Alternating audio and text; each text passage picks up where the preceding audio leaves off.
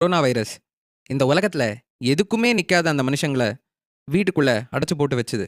எந்த திட்டம் இன்னைக்கு இருக்கிற நிலைமையில உயிர் வாழுதோ, அதுதான் உண்மையாவே ஒரு நல்ல திட்டம். நீ ஒரு நல்ல பிளான், அதாவது ஒரு நல்ல திட்டம் எடுக்கிறது, ஒரு விஷயம் நடக்காதுன்னு நினைக்கிறது இல்ல. ஆனா, அந்த விஷயம் நடந்தாலும் தப்புக்கு இடம் இருக்கிறதுன்றது புரிஞ்சுக்கிறது தான். ஆனா, இதுக்கும் பாதுகாப்பா இருக்கிறதுக்கும் ஒரு வித்தியாசம் இருக்கு. நம்ம ரொம்ப பாதுகாப்பா இருந்தாலும் எல்லாத்தையுமே இழக்கிறதுக்கான வாய்ப்பு இருக்கு.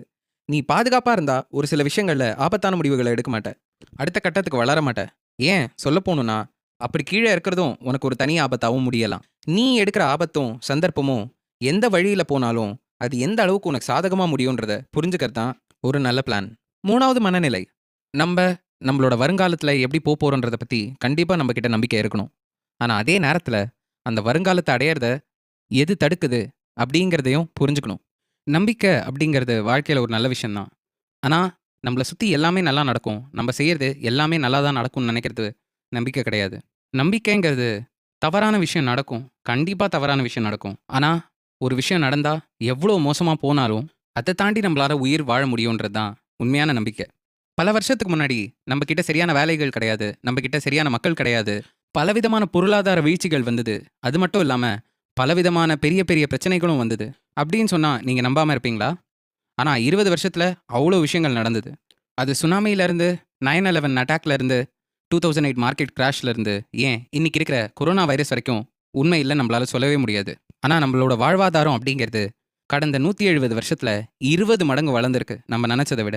ஆனா இது அத்தனையும் நம்மளோட தலைக்கு ஏறிடக்கூடாது. இத நம்ம தெளிவா பயன்படுத்த மட்டும் தான் தெரிஞ்சிருக்கணும். நம்ப எப்படி தான் தோத்து போனாலும், அதுலருந்து எப்படி வளர்றது அப்படின்றத பத்தி அடுத்த அத்தியாயத்துல பார்க்கலாம்.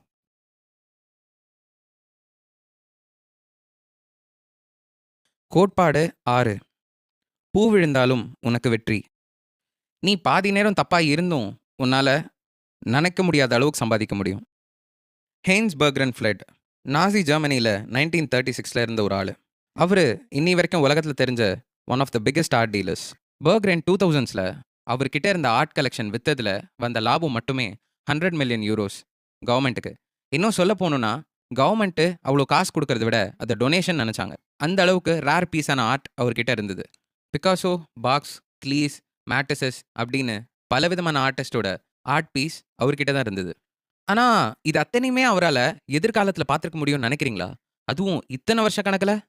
மக்கள் சொல்லப் போற பதில் 2டே பதில் தான். சில பேர் இத திறமைன்னு சொல்லுவாங்க. சில பேர் கண்டிப்பா இத லக்குன்னு சொல்லுவாங்க. ஆனா, இதுல வர்ற உண்மை வந்து கொஞ்சம் வித்தியாசமான உண்மையா இருக்கும். அந்த காலத்துல இருந்த பெரிய இன்வெஸ்டர்ஸ், பெரிய ஆர்ட் டீலர்ஸ் என்ன பண்ணாங்கன்னா, அவங்களால முடிஞ்ச அளவுக்கு எந்த அளவுக்கு ஆர்ட் வாங்க முடியுமோ, அந்த அளவுக்கு ஆர்ட் பீஸஸ் அவங்க வாங்குனாங்க.